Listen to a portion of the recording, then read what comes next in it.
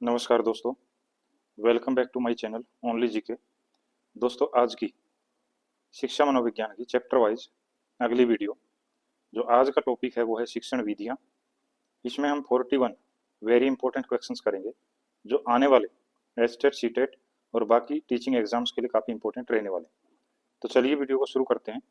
आज का पहला प्रश्न है, हर्बर्ट की पंचपदीय प्रणाली में परिगणित पद नहीं है, तो इनमें से कौन सा पद उसमें शामिल नहीं है?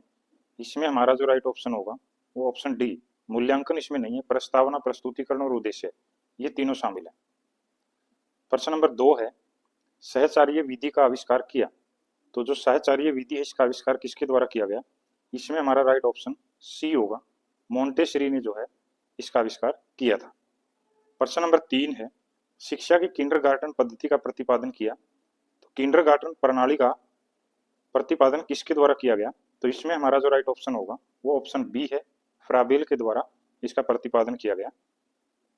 प्रश्न नंबर 4 है, शिक्षण को रोचक तथा सार्थक बनाने के लिए सबसे अधिक महत्वपूर्ण है, जो शिक्षण है उसको रोचक और सार्थक बनाने के लिए सबसे महत्वपूर्ण इनमें से क्या है? तो इसमें हमारा राइट ऑप्शन होगा डी, दृश्य श्रव्य सामग्री, यानी कि ऑडियो विजुअल जो सामग्री है वो सबसे महत्वपूर्ण है। प्रश्न नंबर 5 है, शिक्षण में कितने प्रकार का सह संबंध मिलता है? तो शिक्षण में कितने प्रकार का सह संबंध है? इसमें हमारा राइट ऑप्शन बी होगा, 3 प्रकार का। अगला प्रश्न है प्रश्न नंबर 6, प्रस्तावना, प्रस्तुतिकरण, तुलना और संबंध, सामान्यकरण और प्रयोग सोपान है, तो ये किस विधि के सोपान है? इसमें हमारा जो राइट ऑप्शन होगा वो बी होगा, हर्बर्ट। प्रश्न नंबर 7 है, सतत एवं व्यापक मूल्यांकन का प्रमुख उद्देश्य है, जो सतत और व्यापक मूल्यांकन किया जाता है उसका उद्देश्य क्या है? इसमें हमारा राइट ऑप्शन होगा ऑप्शन डी, यानी कि गुणात्मक, निदानात्मक और परिणात्मक, ये सभी प्रकार का सतत एवं व्यापक मूल्यांकन के अंग है। प्रश्न नंबर 8 है, ज्ञानात्मक पक्ष का अंतिम स्तर क्या है? जो ज्ञानात्मक पक्ष है उसका अंतिम स्तर कौन सा होता है? तो इसमें हमारा राइट ऑप्शन सी होगा, मूल्यांकन सबसे अंतिम स्तर है। प्रश्न नंबर 9, शिक्षण प्रक्रिया में किसे आश्रित चर कहा जाता है? तो इसमें हमारा राइट ऑप्शन होगा, जो छात्र है वो आश्रित चर होता है। प्रश्न नंबर 10 है, डाल्टन शिक्षण विधि का विकास किसने किया था? तो इसमें हमारा जो राइट ऑप्शन होगा वो है बी, मिस हेलेन पार्क हस्ट के द्वारा डाल्टन विधि का विकास किया गया। प्रश्न नंबर 11 है, अंधे बालकों को शिक्षण देने की पद्धति है, जो दृष्टिबाधित हैं उनके लिए कौन सी पद्धति का प्रयोग किया जाता है? इसमें हमारा राइट ऑप्शन सी होगा, ब्रेल लिपि के माध्यम से उनको शिक्षित किया जाता है। प्रश्न नंबर 12 है, दोस्तों आप सभी से एक रिक्वेस्ट है कि आप एस्टेट शिक्षा मनोविज्ञान की chapter wise most important question देखने के लिए आप हमारी वीडियो देख सकते हैं, और वीडियो को लाइक और कमेंट जरूर करें। प्रश्न नंबर 12 है, बालक में बुरी आदतों के विकसित होने का मुख्य कारण है। यहाँ पर ये बुरी है, तो बुरी आदतें विकसित होने का मुख्य कारण इनमें से क्या होता है? इसमें हमारा राइट ऑप्शन डी होगा, एकाकीपन, सामाजिक तुष्टीकरण और पारिवारिक झगड़े, ये सभी जो है बुरी आदतों के विकसित होने का कारण माने जाते हैं। प्रश्न नंबर 13 है, आदतों के निर्माण में सबसे महत्वपूर्ण भूमिका किसकी होती है? इसमें हमारा जो राइट ऑप्शन होगा वो ए है, अभिभावकों की। जो बच्चों में आदतें विकसित होती हैं वो अभिभावकों से प्रभावित होती हैं। प्रश्न नंबर 14 है, निम्न में से कौन सा कथन रुचि के बारे में सत्य नहीं है? जो रुचि है उसके बारे में कौन सा कथन सही नहीं है वो बताना है। तो इसमें हमारा जो राइट ऑप्शन होगा वो है ऑप्शन डी, यानी कि ऑप्शन ए है, रुचियां जन्मजात और अर्जित दोनों होती हैं, बिल्कुल सही है। रुचियां समय के अनुसार बदलती हैं, ये भी सही है। रुचियां योग्यता और अभी अक्षमताओं से संबंधित नहीं होती, ये भी सही है। रुचियां व्यवहार में आकर्षण एवं विकर्षण का प्रतिबिंब नहीं है, ये गलत है, ये प्रतिबिंब होती है। तो हमारा राइट ऑप्शन डी होगा। प्रश्न नंबर 15 है, अहम शक्ति एवं सामाजिक लक्षण है, तो ये किसका सामाजिक लक्षण है? इसमें हमारा राइट ऑप्शन सी होगा, ये शील गुण का एक लक्षण है। प्रश्न नंबर 16 है, शास्त्रीय अभिकर्मित अनुदेशन जिनके द्वारा विकसित किया गया वह है, तो ये किसके द्वारा विकसित किया गया? इसमें हमारा राइट ऑप्शन होगा बी, क्राउडर। प्रश्न नंबर 17 है, आदतों के संबंध में कौन सा कथन इनमें सही नहीं है आदतों के बारे में? तो इसमें हमारा जो राइट ऑप्शन होगा वो पहला है आदतें जन्मजात होती हैं, ये गलत है। दूसरा, मूल प्रवृत्तियों की तरह आदतें भी व्यक्ति को अभिप्रेरित करती हैं, ये सही है। आदत निर्माण का आधार कोई मूल प्रवृत्ति होती है, ये भी सही है। चौथा है, व्यक्ति में यदि किसी बुरी आदत का निर्माण हो जाता है तो वह बुरी आदत आसानी से छूट जाती है, ये गलत है। तो हमारा राइट ऑप्शन ए और डी दोनों होंगे, क्योंकि ये दोनों ही कथन सही नहीं है। प्रश्न नंबर 18 है, रुचि के संप्रत्यय के 3 मुख्य पक्ष निम्न में से किस विकल्प में दिए गए हैं? तो इसमें हमारा जो राइट ऑप्शन होगा वो सी है। रुचि के ज्ञानात्मक, क्रियात्मक और भावात्मक, ये 3 मुख्य पक्ष होते हैं। प्रश्न नंबर 19 है, मनोवृत्ति के संबंध में कौन सा कथन इनमें से सही नहीं है? तो इसमें हमारा जो राइट ऑप्शन होगा वो ए है। मनोवृत्ति वंशानुक्रम से प्रभावित होती है, ये गलत है। मनोवृत्ति वातावरण से प्रभावित होती है, सही है। मनोवृत्ति पर तात्कालिक कारक विशेष प्रभाव डालते हैं, ये भी सही है। अध्यापक का मनोवृत्ति के विकास में योगदान होता है, ये भी सही है। तो कथन ए जो है वो मनोवृत्ति के बारे में गलत दिया गया है। प्रश्न नंबर 20 है, अभिवृत्ति है, तो अभिवृत्ति इनमें से क्या होती है? इसमें हमारा जो राइट ऑप्शन होगा वो ऑप्शन ए है। एक भावात्मक प्रवृत्ति जो अनुभव के द्वारा संगठित होकर किसी मनोवैज्ञानिक वस्तु के प्रति पसंदगी या नापसंदगी के रूप में प्रतिक्रिया करती है, उसे अभिवृत्ति कहते हैं। प्रश्न नंबर 21 है, बच्चों की रुचि बनाए रखने के लिए आप कौन सी विधि का चयन करेंगे? तो इसमें हमारा जो राइट ऑप्शन होगा वो सी होगा, गतिविधि में बच्चों को शामिल करेंगे। यानी कि रुचि बनाने के लिए एक्टिविटी सबसे महत्वपूर्ण होती है। प्रश्न नंबर 22 है, एक कक्षा में विद्यार्थी की रुचि बनाए रखने के लिए शिक्षक को बल देना चाहिए, तो किन चीजों पर बल देना चाहिए?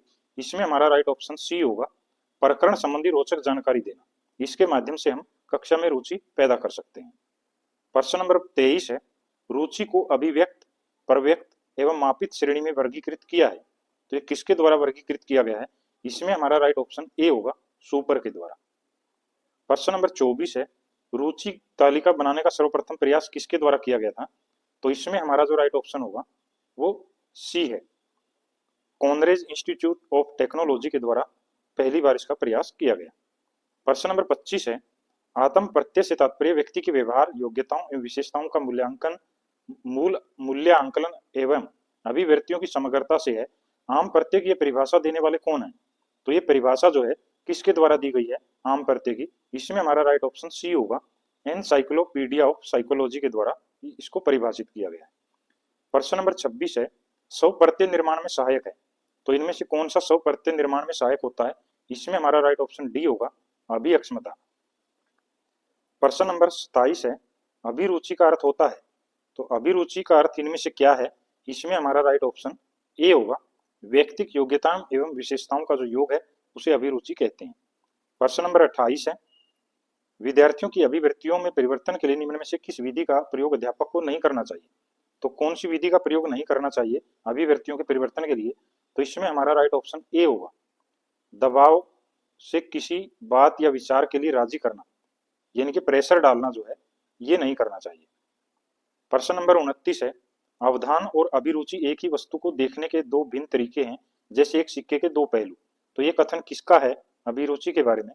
तो इसमें हमारा जो राइट ऑप्शन होगा वो डी होगा, ये रोस का कथन है। प्रश्न नंबर 30 है, सूक्ष्म शिक्षण का समय है, यानी कि जो माइक्रो टीचिंग होती है उसका समय कितना होता है? इसमें हमारा राइट ऑप्शन सी होगा, 5 से 10 मिनट। प्रश्न नंबर 31 है, योजना विधि के मुख्य सोपान है, जो योजना विधि होती है उसमें कौन से सोपान प्रयोग में लाए जाते हैं? इसमें हमारा राइट ऑप्शन बी होगा, समस्या की पहचान, आंकड़ों का संकलन, निष्कर्ष और फिर समाधान।